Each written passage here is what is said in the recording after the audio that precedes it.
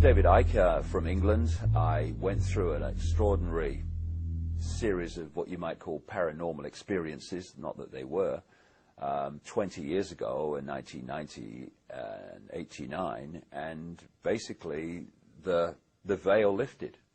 And I saw the world in a completely different way. And I started on a journey of research, which has led me over 20 years to a very obvious conclusion that this world is controlled by very, very few people behind the people we think are in power. And they have a very, very malevolent agenda for humanity as a whole, who to them are nothing more than cattle. It doesn't take many brain cells on active duty to realise that we are at a fork in the road. We can no longer stand there staring at the map thinking, which way do I go? Because we're facing, in the next few years, enormous challenges, which we can cope with and will come through, and this control system's coming down, but it ain't coming down tomorrow. When I started talking about this information 20 years ago, you could hardly get anyone to look at it. And in terms of public events, I couldn't fill a phone booth. But over the last 20 years, there's been demonstrably, blatantly, obviously, a fantastic awakening, and it's getting faster and faster all the time. I first of all noticed a big change after 9/11. Although the vast majority of people bought the official line, there was something about it that started to get others to think and come off the fence. And when the weapons of mass destruction were not found in Iraq, it was almost like a confirmation. You know, people talk about, well, you must never believe what the government says, you must never believe what the media says, but so many people just go ahead and do that. And the lack of weapons of mass destruction in Iraq were like somebody reminding you, see, look, governments lie. And after 2003 and all that, this awakening, this questioning of the world, this questioning of authority got more and more blatant. And as the police state and the Orwellian state is breaking the surface ever more obviously, it's getting more and more people to see the world in a way that they wouldn't have done before. And it's getting faster and faster, and it's a great time to be doing what we're doing, putting this information out, and it's very, very encouraging. The whole conspiracy is founded on keeping humanity in a very, very low level of perception about self, perception about the world. This is why we have the dumbing down of education. This is why we have the controlled so-called information that comes through the media. The idea is to keep people in ignorance of anything that would be a problem to the control system. So we're kept in ignorance about the nature of reality itself, the nature of life itself, who we are, where we are, what we're doing here. We're kept in ignorance of the true forces that are manipulating behind the people we see in the public arena, like we had 8 years of Bush, who was blatantly just a figurehead signing his name on the legislation, and he's been replaced by Obama, who is another blatant figurehead doing the same, controlled by the same force, ultimately, that controlled Bush. Now, all these connections have to be kept from people so that we behave and perceive the world and everything in the way that suits the control system. So any awakening, any opening of the mind to see things that people didn't see before is a real big problem for the conspiracy, for the manipulators. And what we're seeing now, as more and more people are awakening, is almost a panic-stricken attempt to put the lid on this, to dumb people down. And this is one reason why we're seeing the ever greater drugging of American children, not just American children, but in the wider world too, while we're seeing more and more of these chemical cocktails in food that destabilize the body's chemical balance, and more electromagnetic pollution to destabilize the the body's electromagnetic balance. All of these things fundamentally affect the way people see the world and their ability to think sharply, to think straight, and to see the peripheral vision which you need to see what's actually going on. They want us here. And what an awakening mind does is start to do this. And when you do that, you start to connect dots that you can't actually see here. What we're looking at now is an irresistible force, I would suggest, which is the gathering awakening of humanity coming face to face with what thinks it's the immovable object, the conspiracy, but isn't, as we'll see, although it's going to take some years before that becomes obvious. And so we're at this fork in the road where people have to choose. Are they going to go on being controlled sheep and robots of the control system, or are they going to wake up and take the road to freedom? That's the fork in the road, and that's the choice that people are facing now and will face ever more blatantly in the next few years. When you look at the bloodline families and the control system that they oversee, it seems that they are all-powerful. They control the media ownership level and at key positions within it. They control the corporations, the cartels of oil, of pharmaceuticals, etc. They control the forces of law enforcement and the military, ultimately. But one thing they don't control is the numbers. This is what humanity has. It has vast numbers of people, enormous numbers of people, compared with those at the core of the control system that actually know exactly what they're doing and what the agenda is. They are tiny in number compared with what is now supposed to be 7 billion people on the planet. So one of the agendas to bring this under greater control for them is to massively cull the population. They want to reduce the numbers. Now, if you want to remove lots of people, you can do it by injecting stuff into people's arms and they just keel over dead.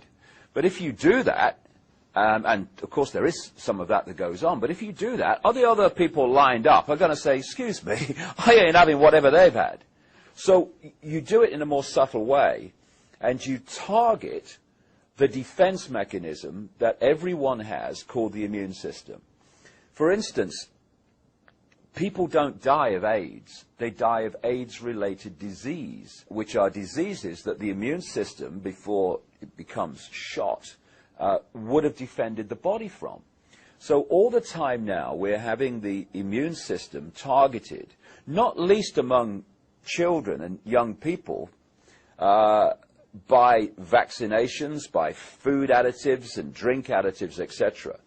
And if we just think about this, I mean, it's so blatant. If people just take a deep breath and take a step back and look at it with a bit of peripheral vision, we have a situation now, not just in America, but in Britain and the wider world, where between birth and about 2 years of age, we're having children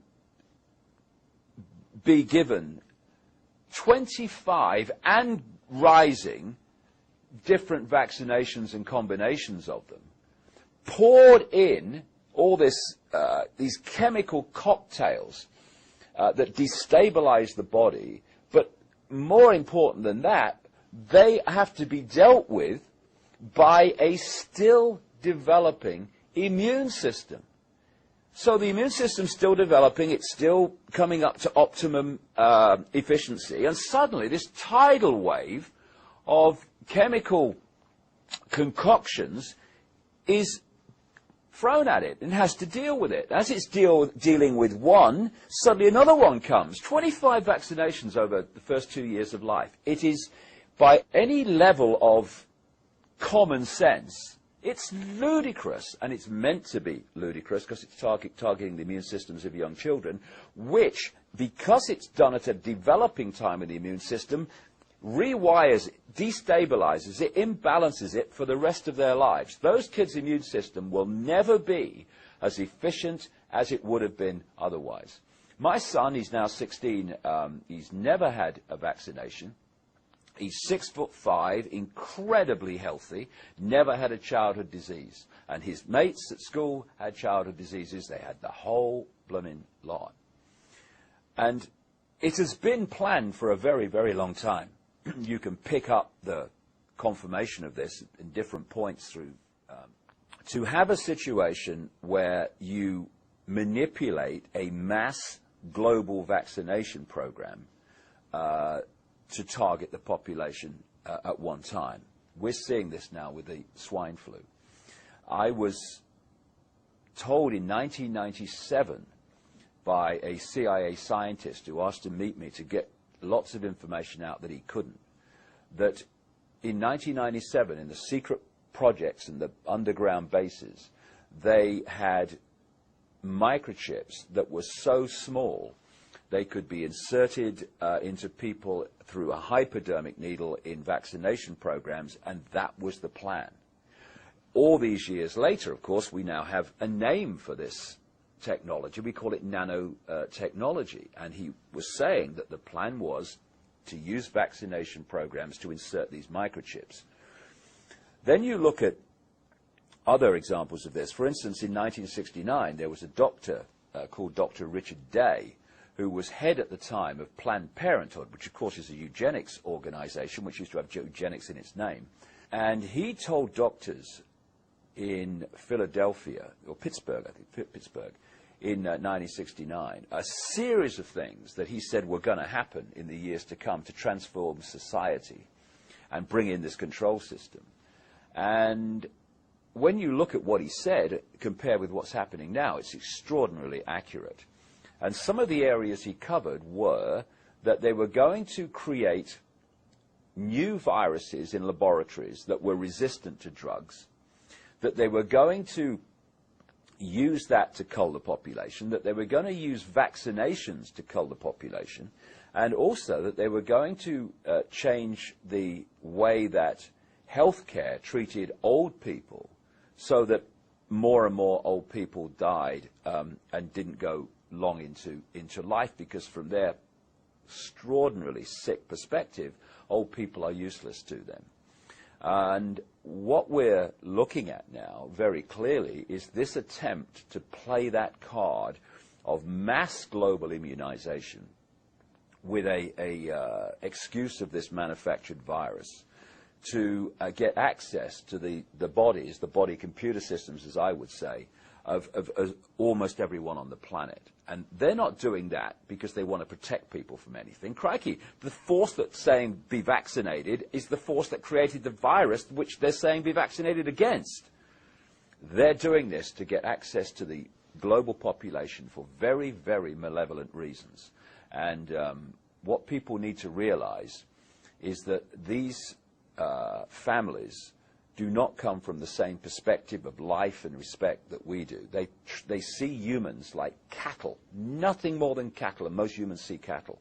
They therefore have no empathy with the consequences for the human population of their actions. So if people say, they'd never do that, mate, no, you'd never do that.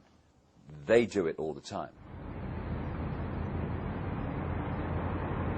There are two classic techniques of mass mind manipulation and emotional manipulation.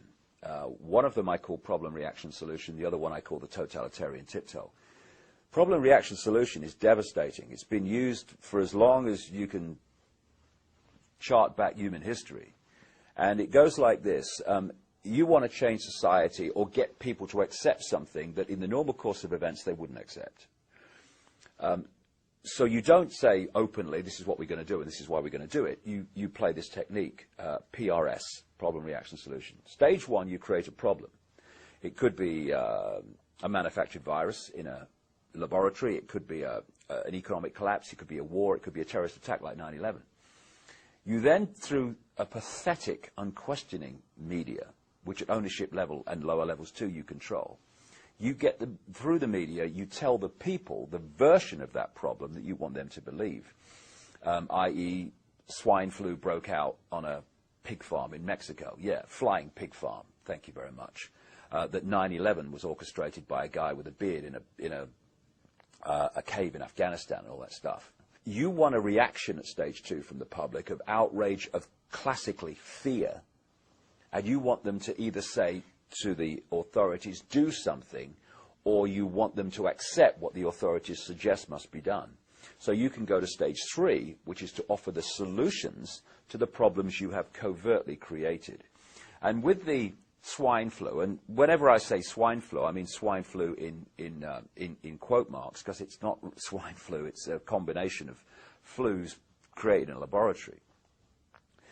The swine flu scam is classic problem reaction solution. You create the virus, you put it out there, you say, oh, there's a problem, we must have a solution, which is the vaccine. And of course, you then find that the patents for the vaccine were applied for before the virus was put out, and people started to get the consequences of it. It's quite obviously a blatant scam, and through the mainstream media that doesn't connect these dots, which are there to be connected to anyone with a brain cell on active duty, the vast majority of the public go along with it. But what's really encouraging at this point where I speak is the number of people who are saying no to this, and their backbones need to stay stiff when the pressure comes on more and more to accept it, to say no and keep saying no, because this vaccination program is a key fundamental brick, plank, whatever you want to call it, within this whole agenda. And if we can throw a spanner in the works of this and have vast numbers of people refuse the vaccine, it actually throws a spanner in the works of so much more that is due to come along afterwards. People have asked me over the years, what's planned? And I've said, read 2 books, George Orwell's 1984 and Aldous Huxley's Brave New World. The latter was published in 1932. Orwell's book was in 1948. Because these two had access to the agenda through something called the Fabian Society, they weren't writing from imagination. They had an understanding of where this was supposed to go. And in Brave New World, you have Aldous Huxley describing a society in which children are disconnected from their parents, where they're bred in laboratories, and where drugs are used to get the children to, and as they become adults, the whole population, to love their servitude and not rebel against it. And we are now seeing quite blatantly the movement to remove children from their parents. It's been done through what I call the totalitarian tiptoe, step by step by step by step, where more and more parental rights are taken by the state, more and more and more, and where the school becomes ever more powerful in the control it has over the children. And now we're moving into areas that we have, staggeringly extreme as they may seem, they're no longer rare. This is commonplace. Where in Britain, and I know from the research I've done for the book I'm writing at the moment, it's happening in America and elsewhere, where the authorities are taking children away from their families for the most extraordinary reasons. I'll give you an example, and like I say, this is not rare. We had a case in Britain recently where these parents spent £38,000 on fertility treatment to have a child. When the child was born, soon after the child came home from the hospital, a social worker came round, and the mother just joked that giving birth had ruined her figure. On the basis of that, the child was taken away.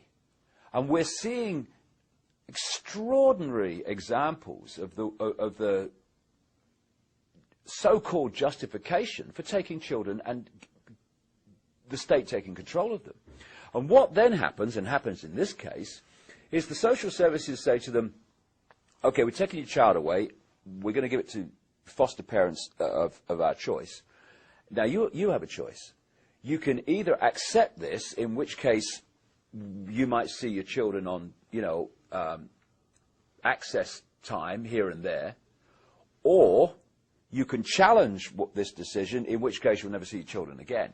And the decisions are then made in secret family courts, which are not allowed to be reported by the media, where a single judge is making the decisions.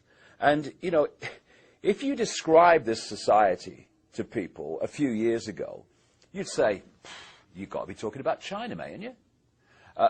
No, this is America, this is Britain, this is Europe, this is the so-called civilized world that it's happening in. And it's not the end of it, it's just the latest step in the tiptoe towards total state control of children.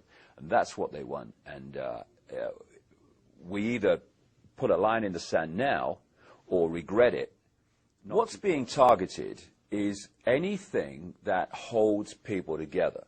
So the family unit is something that keeps people together. I'm not religious. I'm not into religion at all. But also religious structures are being targeted because they hold people together. What they want to do is break down all units that are in any way keeping people in some kind of organization, in some kind of mutual support system, because they want the state to be the total arbiter and dictator of human life, and therefore any structure that is a problem to that, they want to bring down. You see, if you have a family unit, then within that unit there can be diversity of the way children and the family see the world. This family unit, if they're together, there can be diversity in the way they see the world. And all these different diverse units of family create exactly that, diversity. What any dictatorship wants, no matter what it is uniformity. It doesn't want diversity of view, diversity of the way people see the world and see each other and all the rest of it. They want uniformity. You look at the Soviet Union. What was it? It was a centralized dictatorship that took away all diversity. You look at any fascist dictatorship, centralized control, take away diversity. So any unit of mutual support, or whatever you want to call it, that offers the opportunity for diversity of debate, diversity of view, they want rid of, because they want the central point in the tyranny to dictate the version of life and self that everybody has. You know, it's always the case that tyrannies want uniformity. Look around the world. All diversity is being removed. And even the built environment, you go around the world now, you will go into these cities in previously diverse cultures, and if you didn't know, you could look out the hotel window and you wouldn't be able to tell where you are. This is the reason. Tyrannies want uniformity, and diversity, therefore, is under target and being targeted wherever you look. Eugenics has been with us for a very, very long time. At first, it was open. Of course, you had eugenics courts in America, etc., that were dictating that certain children or families, certain, according to the authorities, IQs, etc., disablement, they were to be stopped from having children. And then, of course, Britain, as usual, was massively involved in this. And the Rockefeller families, the Harrimans, the Rothschilds, all these people were involved in this. And then along came Adolf Hitler and the Nazis, which gave a very bad name to the term eugenics. So what did they do after that? They just changed the names from eugenics and hid behind front names like Planned Parenthood, etc. And they've gone on running this eugenics program ever since. And, you know, some very, very famous people through the years, including people involved in the Fabian Society, including Julian Huxley, who was the head of the British Eugenics Society. He was the brother of Aldous Huxley, who wrote Brave New World, very accurate book because he knew what the agenda was. And behind the facade of these families and these front men, they want to cull the population. Not only that, they want to manipulate the breeding of the population to remove what they perceive as the lower stock. And they did it before openly, tried to, and now they're doing it covertly. And their big kind of final card, if you like, is for a massive cull of the population, which will remove vast numbers of people on this planet. And that's where they're leading. And through their access to mass vaccination programs, they're hoping to bring that about. I've not come over to tell people what to believe. This world is drowning in people telling others what they should think, what they should believe, what they should and shouldn't do. What I'm presenting today is information. I realized a long time ago that this family bloodline interbreeding control system of these elite families was not just a human thing. It went beyond that into entities that are anything but human. And it was only with the passage of the years and more research when I started to realize the nature of this reality that we're experiencing that made sense in how this structure is playing out. What the system has done is to keep from us the nature of the reality we're experiencing and the nature of who we are in life itself. And in doing so, it has kept us completely in the dark about what's actually happening around us. The knowledge that's passed across the top levels of the secret society network through these bloodline families, the most important part of that knowledge is the knowledge of reality itself. For instance, we think as we look around here that we're seeing everything that exists within this room. But in fact, we're only seeing a frequency range, a very tiny one, called visible light. Anything outside of that, we can't decode, therefore we can't see. But just like radio stations share the same space without interfering with each other, so other worlds, other dimensions, other realms of reality, if you like, share the same space without interfering with each other.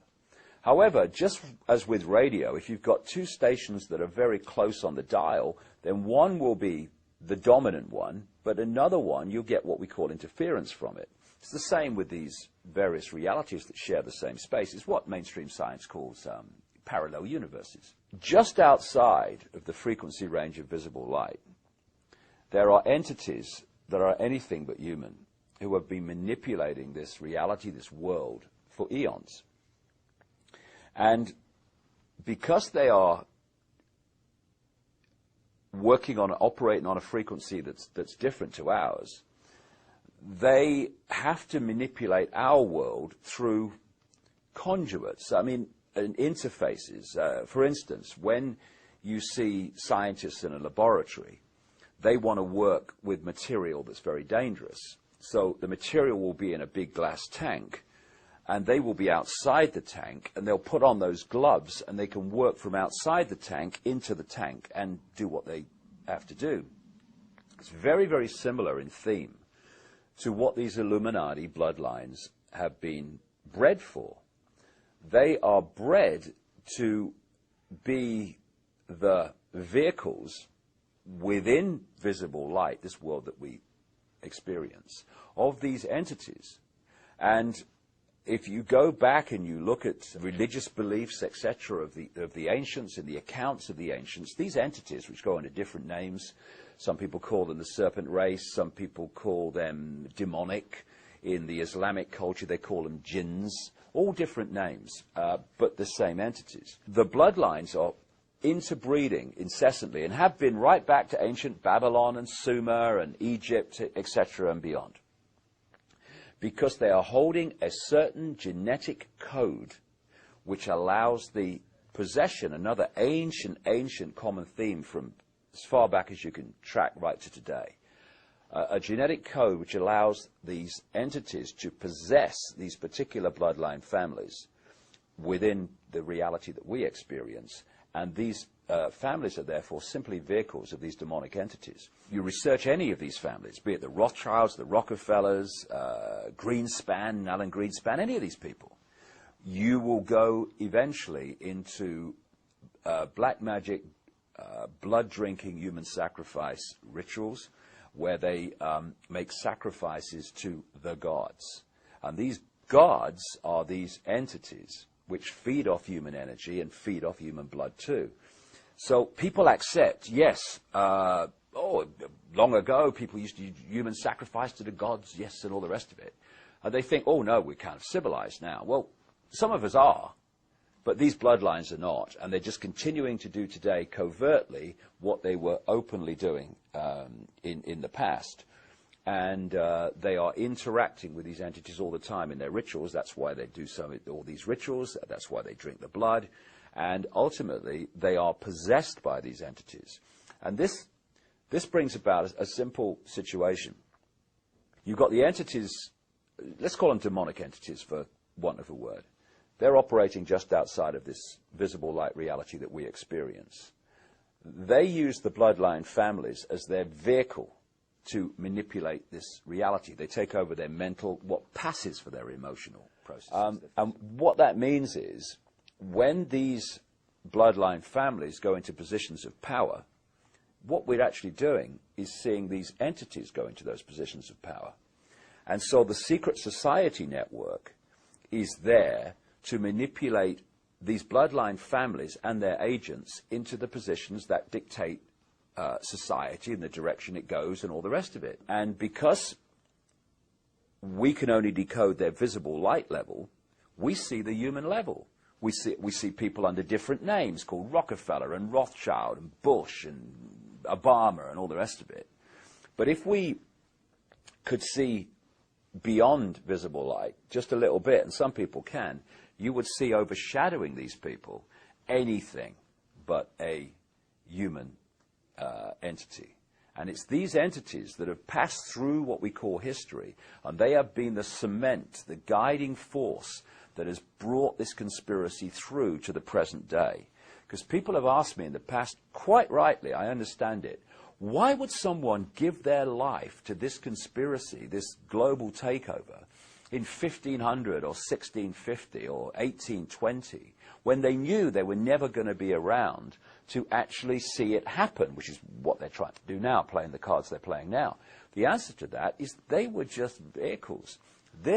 These entities are the common force passing through history, which has led this conspiracy to where it is today. And the idea is to so tie up the world that they make everywhere in the world dependent on everywhere else in the world, which means that no one has control over their own destiny. It's all in the hands of other people and situations that they have no control over. That's the idea. People talk about the prison planet. The prison planet is the human mind in prison. That's what it is. But if you keep going, because you want to know the origin of this, then you go out of this reality called visible light. You go out of this into other levels of reality. If you go to a stage hypnotist show, what do you see? You see stooges on the stage, and then you see the hypnotist, and he goes along and he uses his techniques to implant a belief in reality into the stooges. He might tell them there's an elephant in the audience. He might tell them that the woman next to the person is naked. And when you start to understand how we create reality and decode reality, you can see how simple this is. The brain is decoding reality like a computer decodes information and puts it on the screen. However, if you program the computer to read the information in a certain way, then it will. And in the same way, if you can program the human brain to read information in a certain way, then it will. Example, in a hypnotist stage show, I've seen people being given a potato and being implanted with the belief that it's an apple. Now, when they eat that, normally they would reel back a raw potato. But they don't, because the electrical signals carrying the taste of that potato go to the brain and normally would be decoded as a potato. Because of the implanted belief it's an apple, it decodes that as an apple, and they actually taste an apple. I've seen people in a hypnotist stage show being told that when a certain code is given, they're going to smell something horrible. And he gives the code, and the line of them go, "Oh my God!" This is how it's possible. Now, you take that onto the collective level, and you think that when we're watching television, our brainwaves go into the same brainwave state as they do in a hypnotic trance. And what that does is open the mind, open the psyche to programming from, and what do we call those things between the adverts? What do they call them? Programs, television programs. It's television programming. So we think of a hypnotist programming people in a stage show, but the media, not least through television, is constantly programming the human psyche with a sense of itself, a sense of the world, a sense of what's happening in the world, a sense of what to think about people like politicians and Obama, what to think about the way the system works. If we succumb to that program, and vast numbers of programming, and vast numbers of people do, then we're simply going to go through robotically, just like the Stooges on a stage hypnotist show, and we're going to react to the world, and we're going to behave in a way that we've been programmed to behave in. And this programming is 24/7. And another aspect of this program we laughingly call education. If you were sitting around a table, I don't know, a century or so ago, and you said, right, okay, we want to turn out children as the adults we want them to be, so they're easily controllable, they're easily manipulatable, and they'll see the world and themselves the way we want them to see it. Now, any ideas around the table how we could do this? Someone might say, well, I'm not sure they'll have this, but I tell you what would be perfect. We take the children from their parents at a very, very early age, and throughout their formative years, up through school and college and university, we have control of what goes into their heads, into their minds, like at least 5 days a week, most days of the year. That would be perfect, because we turn out almost everyone to see the world the way we want them to see it. Well, that's exactly what they've done. And now we're having Obama talking about having American children at school for longer and all the rest of it. And it's all part of the process of, A, giving the children more time under the state's control and influence than the parents, and also having more time to program the young people to see the world and become the adults that they want them to be. There's one area that's very important to understand in how people apparently come out of nowhere to positions of power and influence. Like they say, or lots of people believe, that Obama came out of nowhere. He was prepared for a very long time to do what he's doing now. These people do not do ad lib. They don't do make it up as you go along. It's all projected a long way forward. And it's also extraordinary the number of people, even in the apparently lower positions of power and influence within the church, within entertainment, etc., who turn up as expressions of this bloodline elite. And I've understood this over the years, having met people who've been on the inside. I'll give you one example. I communicated with a guy who lives in America now, living under another name, but he was an unofficial Rothschild. His father was the guy who started the Rothschild wine estates in France. And he told me how the Rothschilds and these bloodline families not only interbreed with many different women to produce the bloodline, but they actually have sperm banks, because the sperm bank holds the genetic code that they operate on. And part of that genetic code is it's had deleted from it any feeling of empathy. Very, very important point. these people do not have the ability to empathize with the consequences for others of their actions. So 3,000 dead on 9/11, well, there's no emotional consequence at all, because that ability to empathize, which is a fail-safe mechanism of human behavior, has been deleted from the genetic structure, purposely.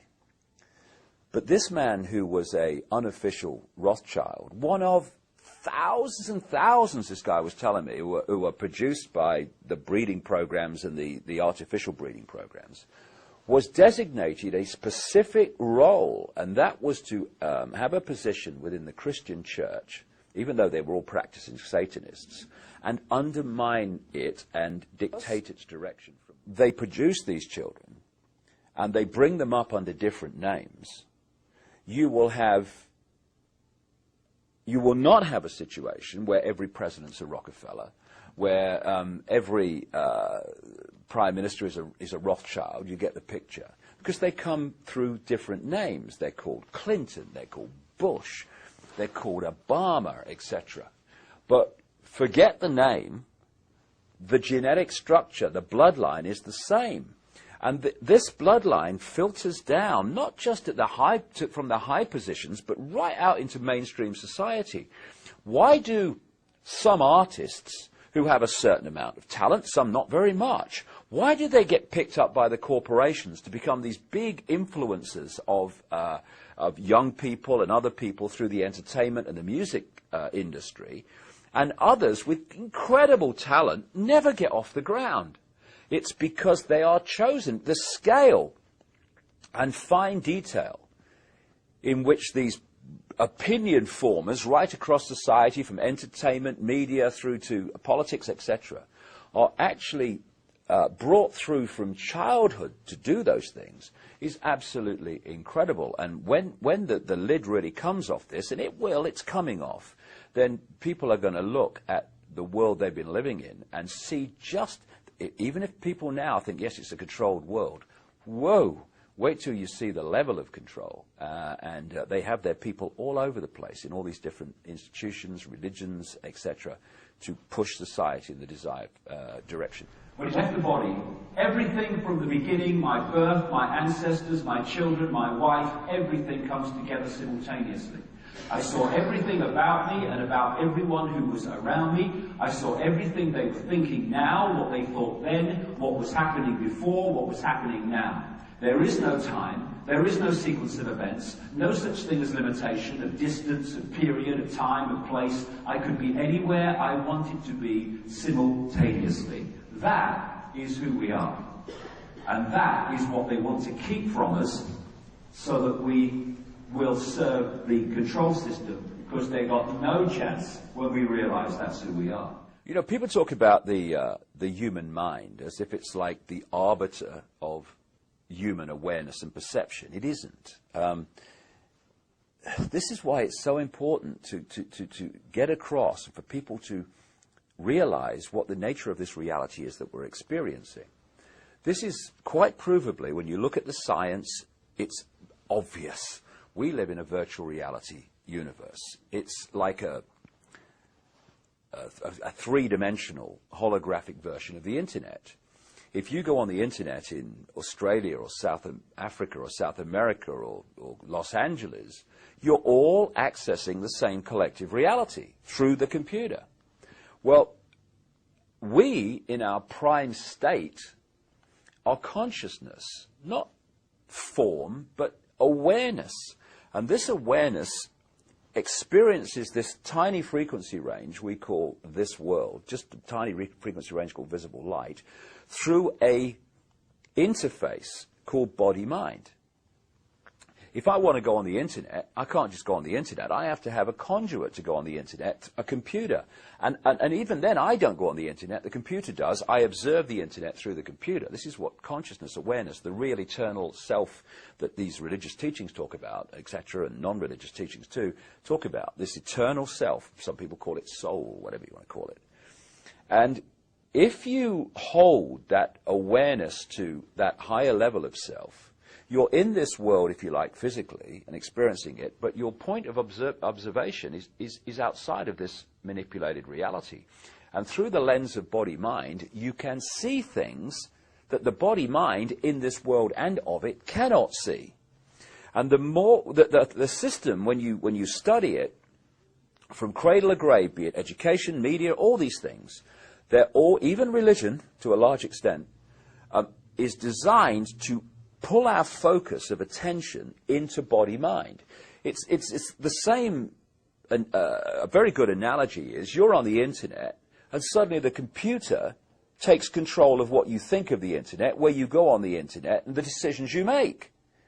And the more entrapped you are in mind-body perception, i.e. the five senses, and look at society, it's all about pulling us into the five senses. Look at this, listen to this, taste this, feel this, all trying to hold us in the five senses. The more entrapped you are, the longer it takes, the more powerful the transformation has to be for you to wake up, open your mind, and go to higher levels of your awareness. What has been happening, I've seen this all over the world, I've been to 50 countries, it's happening everywhere over the last 20 years, is more and more people are going through this process, they call it transformation, whatever, where they open their mind and they let their true self consciousness in. Now, consciousness is looking from this perspective, mind's looking from here, and that's why they want to keep us entrapped in mind-body perception, because we're looking here, we can see one dot, maybe two dots at a time. We can't connect the dots and see what's going on. Once you become conscious beyond body-mind, suddenly, oh, I can see how it fits together now. I've come across people only recently who've gone from this to this in literally weeks. Why couldn't I see it before? They say it's so obvious because you were there before and now you're there. That's why it's obvious. And so this fork in the road where people are deciding, are they going to keep on the way we're going and end up in this fascist control system, or are they going to go this way and break out into true freedom? In many ways, fundamentally, not in many ways, this fork in the road is, are you going to stay in mind and think you are Fred Jones, born in Pittsburgh in 1942, that's who you are? Or are you going to open your mind to who you really are, which is consciousness, infinite, eternal consciousness, having an experience as that man born in 1942, whatever I said. And that's the difference. Once you realize that our name, our job, our experience is just that, an experience, and we are consciousness, that change of point of perception, point of observation of this world transforms everything. You go from this to this, and you can see what the control system doesn't want us to see, and that's why the control system is absolutely structured to hold us in that state. The power of human consciousness is demonstrable by the fact that despite all the things that are thrown at us, the cradle-to-grave programming, vast numbers and an exponential curve of numbers are now waking up from it. And it's this awakening that is going to bring this control system down. Not tomorrow, not next year, not the year after, not in 2012 like so many people kind of talk about. But I reckon about 2016, this awakening will have reached the point where the tipping point comes and this control system comes down, because the control system is absolutely founded completely in terms of its existence on humanity being there and not there. And so they may seem confident and arrogant, and it may seem like that, and it will seem that for a few years, but it's coming down, and it's coming down because humans are waking up. And this appears to be what's going on in the world, but actually it's just a stage show that manipulates human perception so that we accept things happening which increase all the time the control of this system over the mass of humanity.